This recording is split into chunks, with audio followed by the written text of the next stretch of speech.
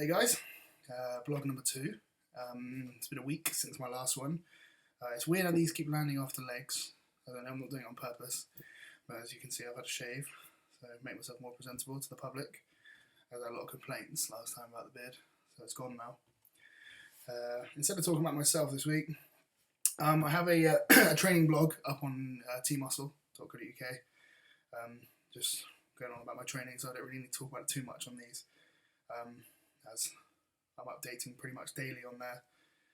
It's had some pretty good feedback so far, so if you guys want to check that out, all my training and what I've been doing and blah blah blah, progress pictures are on there, as well as my Facebook page and Twitter, Instagram, all that stuff. So I put a status out on my Facebook earlier, asking if anyone had any questions, and it turns out a few of you do have questions. So instead of talking about myself and what I'm doing, which is boring, we will talk about and answer some of your questions. Question 1, I've got this from my good friend Dan McNabb, who I competed against in 2012 and he looked awesome. How did you manage to make all the gains I should have made go on you? Well done. You have spent a good majority of the year in hospital having surgery on your legs. That's probably something to do with it. I haven't been in surgery, so sorry. I just stole all your gains. Sorry. You can have, and you're 30 now. I read so happy birthday, but it just means you're old. Old man. Old age. It's caught up with you, man. Sorry. Right. Ben Junesby, I hope I'm pronouncing that right. Do you carb cycle? And for carb cycling on low days, should you increase your fats? It's quite a good question, actually. I don't tend to carb cycle directly. Well, yeah, I sort of do. As you know, I'm pretty into my intra-workout drinks, so I sort of indirectly carb cycle around basically what body part I've trained. So if I'm doing arm day, my carb needs will be less. So they sort of go up and down through the week, just basically by how my training's been that particular day. There was, of course, a heavy leg day, heavy back day with deadlift, squats, blah blah blah. The need for carbs will be a lot higher than lower days. So indirectly, yes, I do carb cycle, but I personally don't plan out having like one low day, one high day, 2 mediums, 1 low, because I don't think your body particularly works like that. I think you just need to, have your carbs if and when they're needed. So that's my personal preference. In terms of increasing my fats are pretty consistent anyway. I get enough fats day to day, so I don't really see the need to mess around with the calories too much. Obviously, yes, I would decrease the fats from having a huge refeed day, but that's different to carb cycling altogether. Ben Bo Rowe. Any top tips, Luke, for looking dry but full as a house come show day? You're probably asking the wrong guy, because I've never been dry. I'm trying and I'm getting there. But here's what I've learnt from my last preps and stuff. If you want to looking as full as a house, for me anyway, is pretty relatively easy. But I do tend to overspill. So I think playing it safe is the best way to go. So I think it's better to wake up really sharp, but flatter on your show morning, and you can just fill up gradually through the day. If you're on at like 3 or 4 o'clock in the afternoon, you have a good few from like if you wake up at like 6 in the morning, you have a good amount of time to top up your carbs throughout the day and fill out. Sipping a bit of water, filling out over time. I think that's a pretty good way to go. Just don't overcarb for a show day. Carb up enough so you're not flat, but don't try and wake up looking really full, because the odds are you may spill. But as soon as obviously when you cut your water or you reduce your water intake, the odds of spilling over on the day are a lot less than the days before. So that would be my advice, and that's something I'll certainly be doing for the finals this year. Would you be able to explain DC training and give an example of some exercises? Cheers. That's from Johnny Lawson. Oh man, this would take me a good 45 minutes to explain DC training. DC training, I stick to a lot in my off season, because I do believe it does make the stronger you are, and the more you can train, and the more you can train, recover, and grow, the better whilst getting stronger. For me and for people I train and my clients, etc., it's made a huge difference. So, but DC training is essentially the way I plan it out. Is I followed a push pull legs program, which chest, shoulder, and triceps, back and biceps, legs, and then I would normally do 2 days on, 1 day off, 2 days on, 1 day off, and then you should say you're actually training every body part about 3 times every 9 to 10 days, rather than twice every 9 days, rather than once every 7. So you actually gain more opportunities per year to grow. You're not doing too much volume, so you can't recover in time, but you're doing enough intensity to trigger growth. And over the time, you just get strong as hell, and it's really good fun. But it does batter you really hard. On paper, it looks like next to nothing, but it's really difficult, and it's definitely worth a try. But Johnny, if you want to send me an email, I can give you some better ideas, or I can do it on another video blog and go into more depth next time. I don't know. Is it Val pre-contest diet, please? Again, which will take hours, but it's no different to most people. I won't tell you what I eat, it'll take ages. I don't have carbs at breakfast. I have a higher fat protein vegetable breakfast. Carbs around my training, intra-workout carbs, so peri-workout nutrition is still there. And then the closer I get to the show, the further the carbs become more and more condensed around my training. And then obviously they just build their way out. It's as simple as that, really.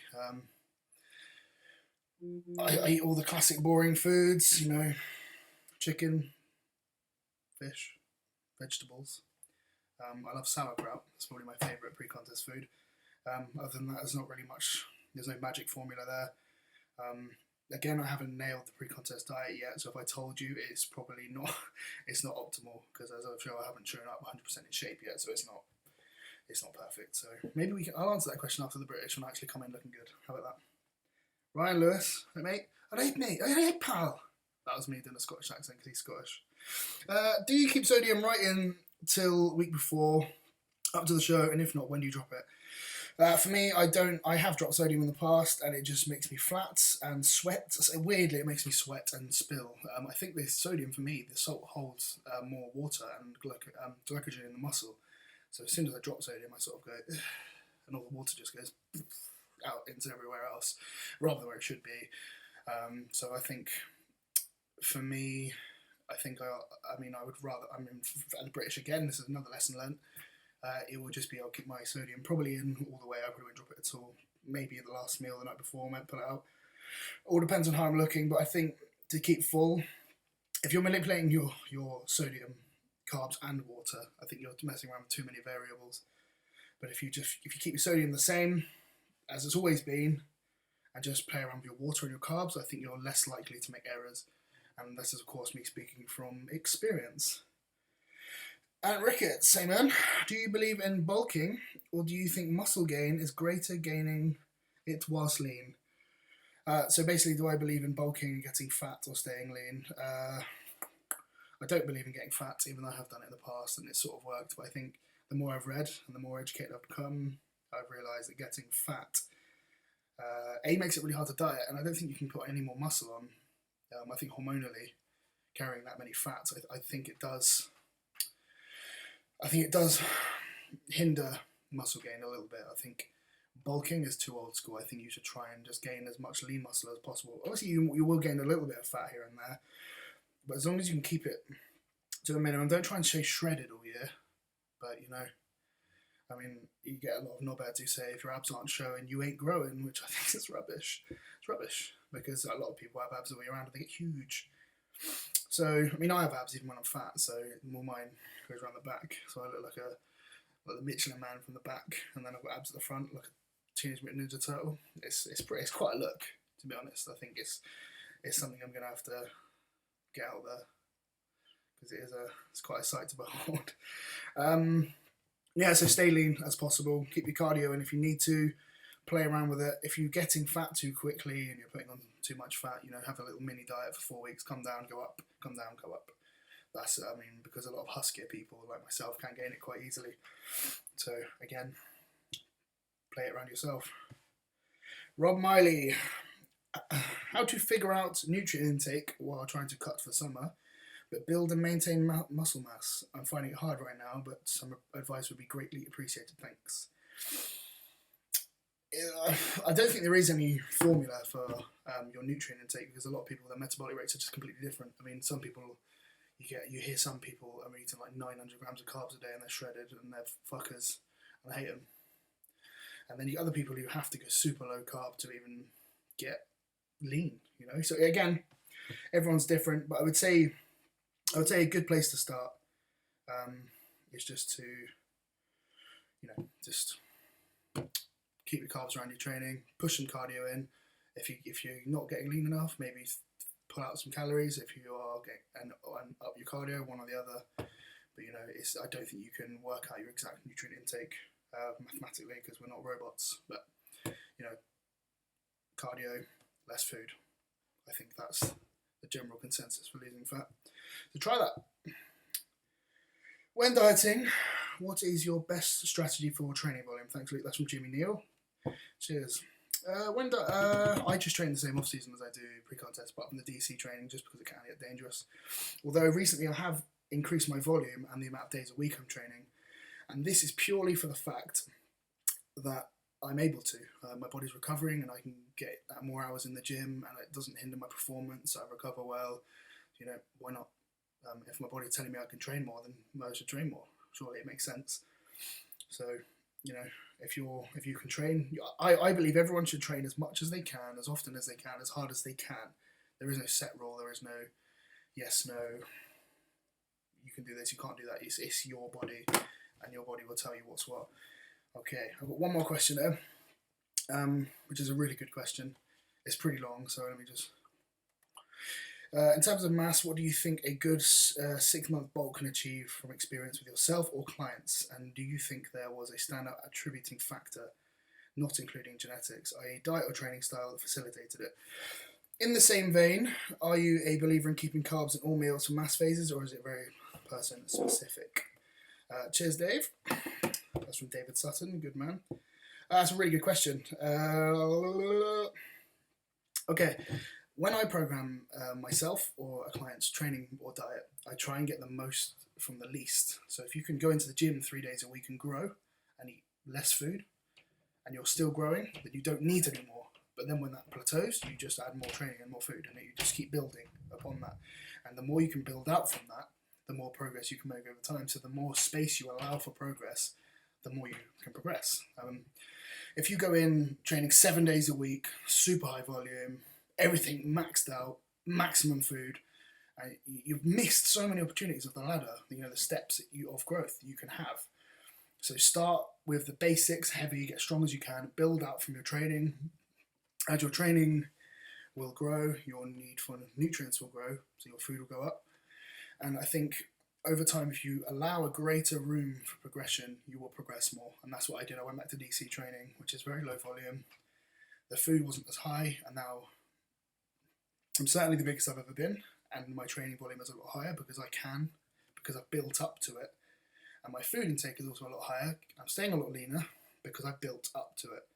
And I've still got way more space to go. I mean, I'm still relatively low volume, still real heavy. You know, there's so many techniques and other things, there's so many techniques and variables out there, but I think that's the basis of it, is just build it out, build your progression, and then when you hit a plateau, you make changes and adjustments, become more methodical. A lot of the time it's really good to hire a coach because you can get some other approaches and other ways of doing things. So that's my methodology. It's worked really well for me. I've had clients put on 10 kilos of stage weight in 1 year. I've done the same. And there's no stupid, like, excessive, people think, oh yeah, it's probably stupid amounts of drugs, blah, blah, blah, blah, blah. It isn't. The two things I've done, gone back to basics and built up the amount of food my body can tolerate, and intra-workout nutrition to make sure I can train, recover, and grow quicker, better, faster, for longer. Simple as. There is no, for me, magic formula. So that's it's just simply, people have been doing that for years and years and years since the 60s. It's just periodization, simple as, with food and nutrition. You know, when you've gone maximum high volume and you stop going back to getting the results, go back down to less and then build up again, and you will break through plateaus. And it's just cycling it all around. And that's I believe that's a really good way of doing it. So, oh yeah, second question there's a 2-part question.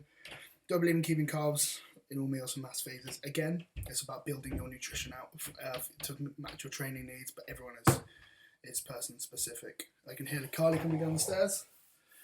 Hello, Carly. She knows I'm filming this, so she won't come in there. If you're lucky, she might come in the video. You can come in. I can hear her at the door. It's weird. That one. Yeah. So again, very person specific. If you can build up, basically, I like to keep the training initially when your need for carbs is lower, when your volumes. There she is. Hello. Come and say hello. Come on. You need to go. What a disappointment. Where was I? Keeping carbs. Yeah. So when your volume is very low, and your training's hard, but you're doing quite low volume, you don't need a huge amount of carbs. It's simple. So I would keep it around the training, and as your volume increases, your need for carbohydrates becomes more, then build upon that. So, build your diet, build nutrition, build your body. That's the way I do it. That's the way I do it with other people. It seems to work very well for me, and 99 times out of 100 it's worked well for other people. So I think that's it now. I've waffled on long enough. So thanks for watching. Any more questions, fire away and I'll get them down on the next one. And then if anything interesting happens with what I'm doing, then we can talk about that as well. So thanks very much, and I will catch you next time.